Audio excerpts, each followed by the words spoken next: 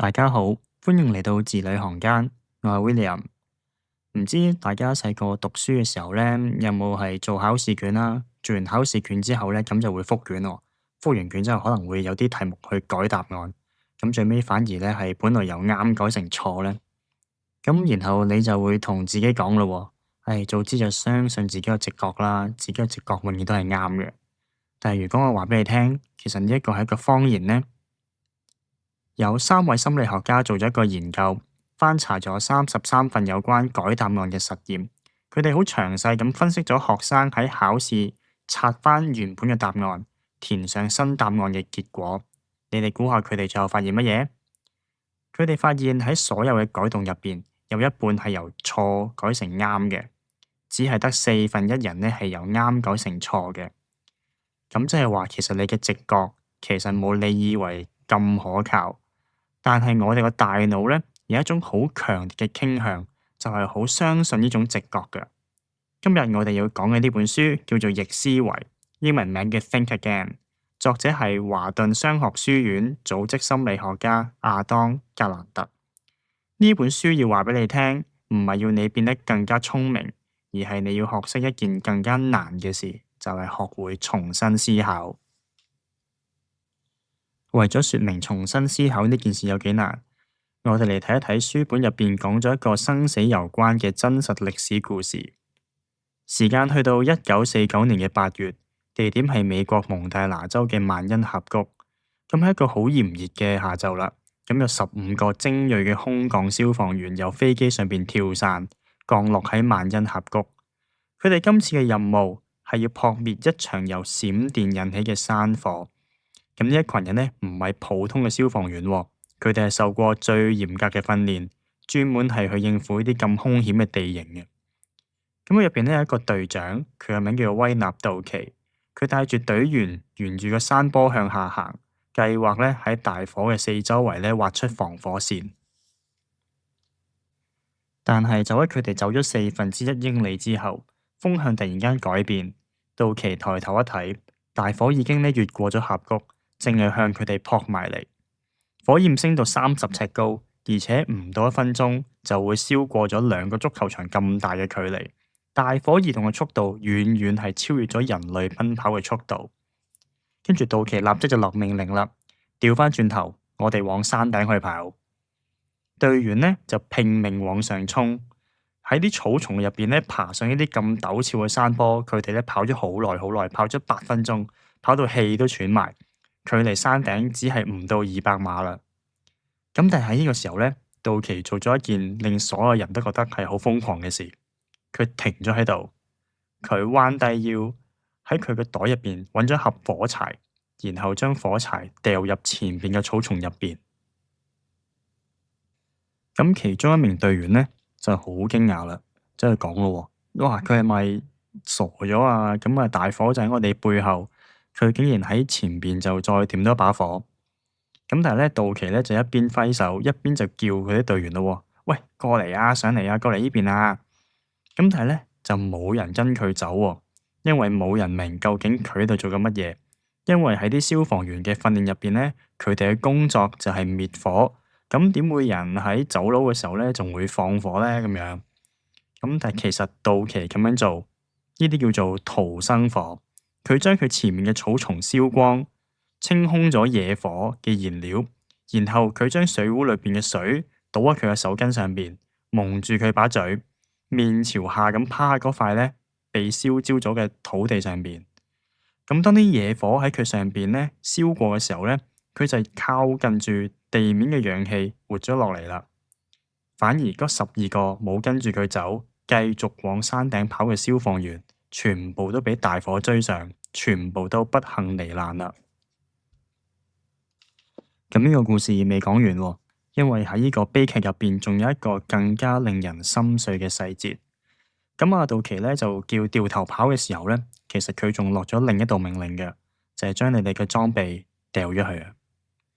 因為消防員身上邊呢孭住啲斧頭啊、鋸啊、鏟啊，仲有一個20幾磅嘅書包，呢啲嘅工具係佢哋訓練嘅一部分，亦都係佢哋身體嘅一部分。但係杜奇知道呢啲嘅嘢正喺度慢慢咁拖慢佢哋嘅速度，喺陡峭嘅山坡上邊同野火賽跑，每多一份嘅重量咧，就等於多一份死亡嘅風險。咁結果啦，當然係大部分嘅消防員根本就冇去掉咗佢哋嘅裝備嘅。咁後來咧，有一個幸存者咧，就喺法庭上面講啦：哇！我大概跑咗300米，最後我先至知道咧，原來我把鋸咧仲孭喺我膊頭上邊。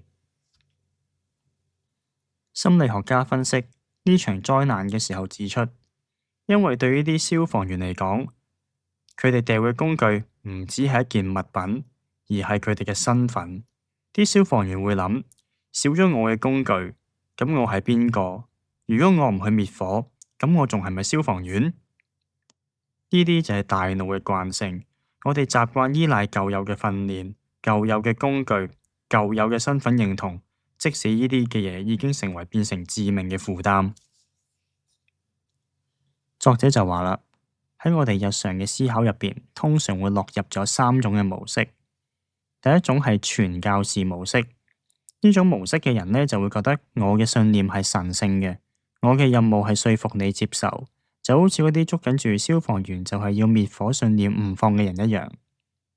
第二種係檢察官模式，咁呢種人呢，就會係咁諗嘅，我要揾出你嘅錯誤，然後將你打低。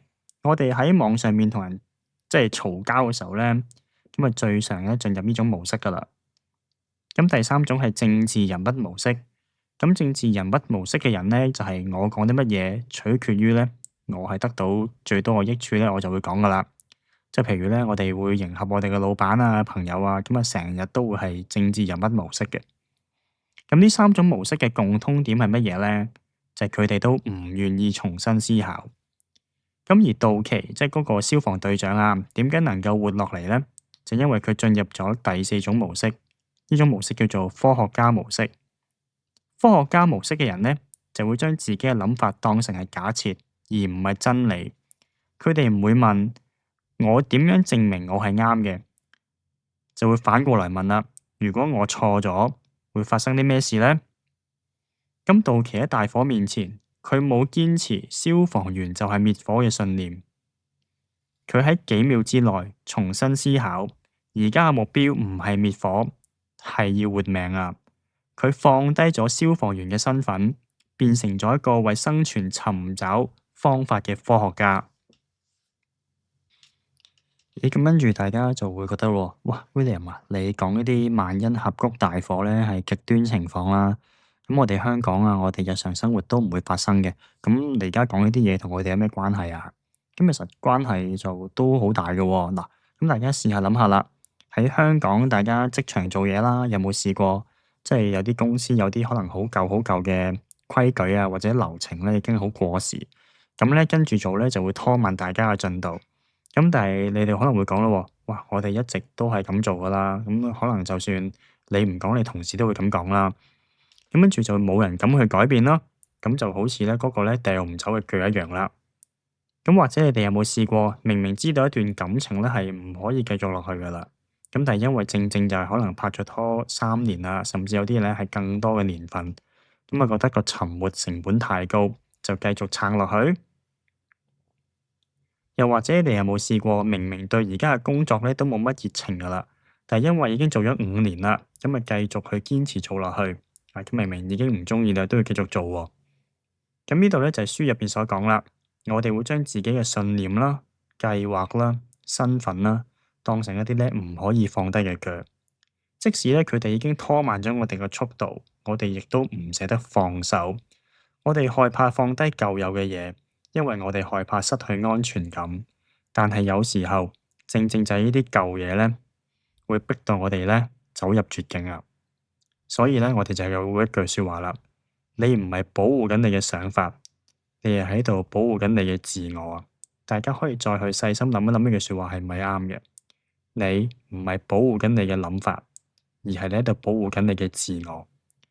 只有當我哋願意放低嗰個沉重嘅腳嘅時候咧，我哋先至跑得更快，走得更遠。